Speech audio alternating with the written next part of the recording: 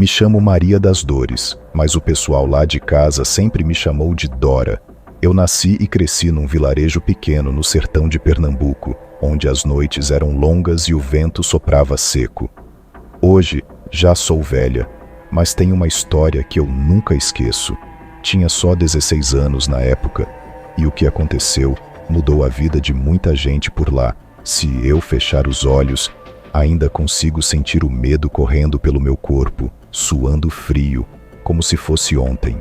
Foi o ano em que o terror tomou conta da nossa cidade, e um lobisomem, uma besta maldita, passou a devorar animais e pessoas. Tudo começou com mortes estranhas. Primeiro foram os bichos, galinhas, cabras. Tudo aparecia destroçado, sangue espalhado pelo chão, e ninguém sabia explicar. O medo logo se espalhou, o pânico crescia, e as noites pareciam mais escuras do que o normal. Não demorou muito para as pessoas começarem a falar que era coisa do sobrenatural. Um monstro espreitando entre nós, mas o pior mesmo foi quando os corpos dos vizinhos começaram a aparecer. Morte atrás de morte, e cada uma mais bizarra que a outra. A gente vivia uma aflição que não tinha fim. Meu avô era um homem forte e corajoso. Lembro bem da noite em que ele reuniu os homens da vila, decididos a caçar a fera. Eu estava espiando pela fresta da porta, tremendo de medo. Era uma mistura de pavor e curiosidade. Eu não conseguia desgrudar os ouvidos da conversa. Foi aí que alguém falou sobre o novo padre. Tinha algo de estranho nele. Todos começaram a cochichar. Naquele momento não passou pela minha cabeça que o maldito monstro poderia estar tão perto. Mas no fundo, eu sabia que aquilo não ia acabar bem. Meu avô, seu Januário, era o tipo de homem que você respeitava sem precisar dizer uma palavra. Ele tinha mãos calejadas, rosto enrugado e um olhar duro, daqueles que já viram muita coisa na vida. Ele sempre foi a referência da nossa família, e naquele tempo também era a rocha da vila.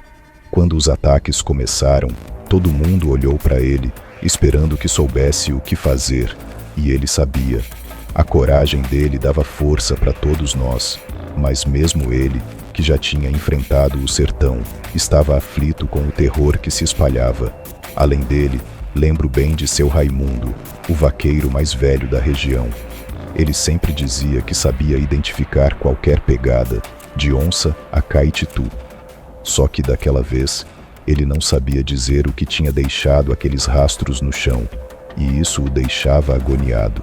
E tinha também Dona Inácia, a parteira, que nas noites mais escuras, cochichava para quem quisesse ouvir que aquilo não era coisa de bicho, mas de gente amaldiçoada. A presença dela, tão acostumada com a vida e a morte, trazia uma estranha sensação de mistério, como se ela soubesse de algo que nós não sabíamos. A gente vivia uma rotina simples, cercados pelos campos secos e pelo céu sem nuvens. A vida seguia, como sempre seguiu, até as primeiras mortes, e foi ali que tudo começou a desmoronar. Os cochichos nos cantos da igreja aumentaram, e o medo foi se instalando como uma sombra. Ainda assim, ninguém queria acreditar que aquilo que andava matando era algo sobrenatural. Mas os sinais estavam todos lá, escondidos nos detalhes do cotidiano, pequenos indícios de que o terror estava cada vez mais próximo. Vamos agora para o tópico 3, a primeira perturbação. A primeira vez que algo estranho aconteceu comigo, eu estava voltando da casa de uma amiga. Era noite, e o vento soprava quente, fazendo as folhas secas rodopiarem pelo chão. De repente, ouvi um barulho de passos atrás de mim. Eu parei, olhei em volta, mas não vi ninguém. Meu coração começou a bater mais rápido, e eu me convenci de que era só minha imaginação, talvez o vento. Mas então senti um cheiro forte, de algo podre, como carne estragada. Foi nesse momento que percebi que o medo era real. A sensação de que algo estava me observando, escondido nas sombras, me seguiu até em casa. Quando cheguei, contei para o meu avô o que tinha acontecido. Ele me ouviu em silêncio, o olhar fixo no chão, como se já soubesse. Mas, em vez de me tranquilizar, ele apenas murmurou que eu não devia andar sozinha à noite. Aquilo me deixou ainda mais aflita. Durante semanas, os acontecimentos estranhos se intensificaram. As pessoas começavam a falar sobre sons na madrugada, vultos que corriam pelas ruas e uivos distantes, cada vez mais próximos. Alguns tentavam negar, dizendo que era apenas medo coletivo, uma espécie de paranoia, mas eu sabia que algo muito mais sombrio estava acontecendo. Aos poucos, o pânico se espalhou pela vila. Os homens tentavam manter a calma, mas o medo era visível nos olhos de cada um. As noites passaram a ser insuportáveis. Cada ruído parecia um prenúncio de morte, e o sobrenatural rondava nossos lares. Ninguém queria admitir, mas todos sabíamos que aquilo que estava nos caçando não era um animal comum. A dúvida se misturava com a negação, como se a gente ainda tentasse se agarrar à falsa ideia de que estávamos seguros. Só que o terror já estava presente, e a cada dia ele se tornava mais palpável. As semanas que se seguiram foram um verdadeiro inferno. Cada noite parecia pior que a anterior. Os gritos dos animais mortos já não eram surpresa, mas os corpos das pessoas começaram a aparecer cada vez mais frequentemente. O lobisomem, ou o que quer que fosse aquilo, parecia estar ficando mais ousado, mais sanguinário. Uma madrugada, acordei com o som de batidas violentas na porta. Era seu Raimundo, todo suado e apavorado. Ele tinha visto a besta com os próprios olhos. É grande, Dora, maior do que a gente pensava, ele repetia tremendo. Eu nunca tinha visto o homem, que sempre fora tão forte naquele estado de pânico absoluto. Enquanto os corpos se acumulavam, as pistas começaram a surgir. Pedaços de roupa rasgada, rastros de patas enormes e manchas de sangue que não pertenciam apenas às vítimas. Era como se a fera estivesse deixando um rastro de dor e agonia por onde passava. As noites, antes silenciosas, agora eram preenchidas por uivos sombrios, sons que pareciam vir de outro mundo, fazendo o coração bater acelerado e o suor frio escorrer pelas costas. Eu não conseguia mais dormir, e a cada dia, a sensação de que algo terrível estava à espreita só crescia. A desconfiança também aumentava. Todos se olhavam de canto de olho, tentando adivinhar quem poderia estar por trás da maldição. Meu avô, sempre calmo, começou a perder o sono, e os homens da vila cochichavam que o padre novo tinha algo a ver com aquilo.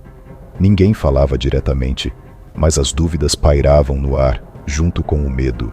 E, com cada novo ataque, a certeza de que o monstro era alguém entre nós ficava mais forte. O problema era quem e como a gente ia lidar com algo tão sobrenatural, tão além do nosso entendimento. Foi numa noite de lua cheia, quando a verdade veio à tona. Estávamos todos reunidos na igreja, rezando, buscando algum conforto diante daquele terror sem fim. O padre começou a missa como de costume, mas algo estava diferente. Ele parecia mais nervoso, os olhos brilhavam de um jeito esquisito. De repente, no meio da cerimônia, ele parou, ficou imóvel, respirando fundo, e um silêncio pesado tomou conta do lugar. A tensão era palpável. Meu avô, sentado ao meu lado, apertou minha mão com força, como se sentisse o que estava por vir. Então, sem aviso, o padre começou a se contorcer, os ossos estalando de maneira grotesca. Aquela foi a descoberta mais chocante de todas. O lobisomem estava ali, diante de nós, e era ele. O caos tomou conta da igreja. As pessoas começaram a gritar. Algumas saíram correndo, outras ficaram paralisadas de pavor. Eu mesma não conseguia me mexer, os olhos fixos naquela transformação bizarra. O padre, que antes parecia um homem devoto, agora se retorcia como uma besta, seus ossos estourando, pele se rasgando, dando lugar a uma criatura monstruosa. O som era horrível, como se a própria morte estivesse ali, rasgando a carne dele. Aquele momento de desespero parecia não ter fim, e o pânico tomou conta de todos. Era como se a igreja, lugar de paz e refúgio, tivesse sido invadida pelo sobrenatural, pelo puro terror. Naquela hora, não havia mais dúvida. O monstro estava entre nós o tempo todo, escondido sob a batina de um homem de fé. Meu avô olhou para mim com os olhos arregalados, e eu sabia que tínhamos que fazer uma escolha crucial: fugir ou enfrentar a fera. O desespero era total, mas no fundo, sabíamos que não havia mais para onde correr. A cidade já estava condenada se aquela besta continuasse à solta. Era a hora de decidir, e mesmo com o coração cheio de medo, meu avô se levantou. E eu sabia que a caçada estava para começar. A caçada começou naquela mesma noite. Meu avô, seu Raimundo e mais alguns homens da vila se armaram com tudo o que tinham: facões, estacas de madeira e velhas espingardas. Eu, tomada pela mistura de medo e adrenalina, segui o grupo à distância. O lobisomem, ainda em plena transformação, fugiu da igreja, desaparecendo na escuridão da mata que circundava o vilarejo. O vento carregava os uivos sobrenaturais da besta, e cada som era uma punhalada de pânico no peito. A perseguição era insana. A fera se movia com uma velocidade que não parecia natural, saltando entre as árvores, como um predador em sua forma mais sanguinária. Chegamos à beira do rio, o único lugar onde a escuridão parecia ainda mais densa. As sombras se mexiam, e o ar estava pesado, sufocante, como se a própria noite conspirasse para proteger a criatura. Foi então que o lobisomem nos atacou. A visão daquele monstro, coberto de sangue, os olhos brilhando no escuro, me fez entender que estávamos lutando contra algo muito além do que podíamos enfrentar. Ele se jogou contra os homens, derrubando 3 deles num piscar de olhos. O som dos ossos quebrando e os gritos de agonia ecoaram pela mata.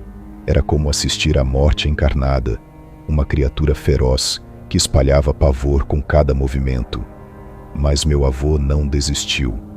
Com uma coragem que eu nunca imaginei ser possível, ele se lançou contra o monstro, cravando uma estaca no peito da criatura. Houve um silêncio que durou uma eternidade, como se o próprio tempo tivesse parado.